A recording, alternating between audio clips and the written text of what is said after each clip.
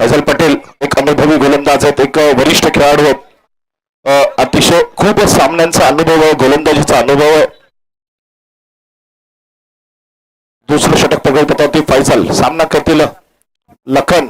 यावेळेला लोअर फुलटा चेंडू फटका लगावलेला पाहूया. चेंडू खाली. ओ हो हो हो, इथे मात्र झेल सुटतो वसीमच्या माध्यमातून. नक्कीच मात्र 3 धावा या ठिकाणी वाचवल्या जात आहेत.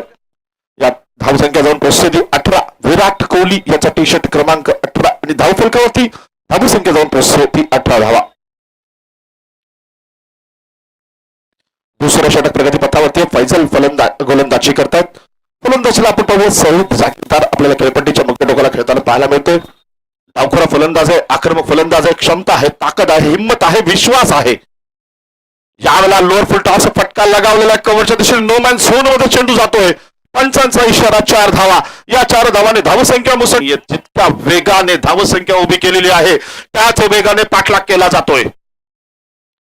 पुढे येऊन फटका मारलेला आहे. आपण पाहतो तर चेंडू मात्र हवेत. चेंडू खाली क्षेत्ररक्षक येतोय. पाहूया काय होतं. झोलबाद. हा मोठा धक्का. नवीन फलंदाज लगेच मध्ये वेळ घालवायचा नाहीये. चला नवीन फलंदाज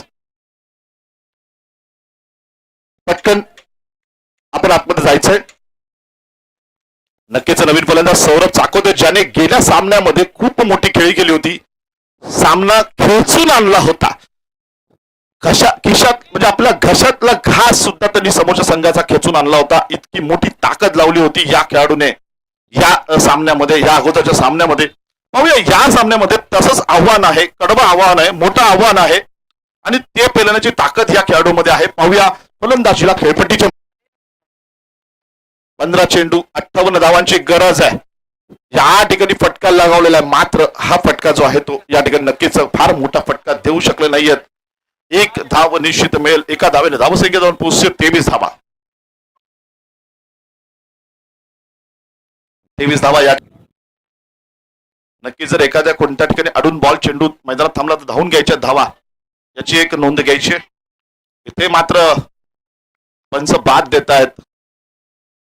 नक्कीच लखन गावडे हा सुद्धा खेळाडू तंबूत परतला जातोय. थोडस या ठिकाणी रोखलेला आहे. इथे मात्र नक्कीच थोडासा ईसा 11 संघ सेमीफायनलच्या दिशेने थोडासा वाटचाल करताना पाहायला मिळतोय.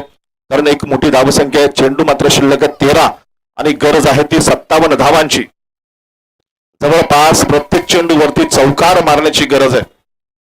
इथे मात्र पाहतो आपण आपल्या सर्वांचे लाडके मुन्नाभाई शेख म्हणजेच मंद्रुपचे मुन्नाभाई शेख आपल्याला नक्कीच त्यांच्या आठवणीमध्ये, आज आपल्या ते हयात नाहीयेत, त्यांच्या आठवणीमध्ये हा संपूर्ण टुर्नामेंटचा समारोप या ठिकाणी केला जातो. टुर्नामेंट यशस्वी करण्यासाठी ज्यांनी सहभाग घेतलेला आहे, ज्यांनी सहकार्य केलेलं आहे, त्यांचं नक्कीच या ठिकाणी कौतुक करावं वाटतं. तय्यब भाई और अल्ताफ भाई मुल्ला, युनिक स्पोर्ट्स परांडा, सिराज भाई इनामदार, राजा बाग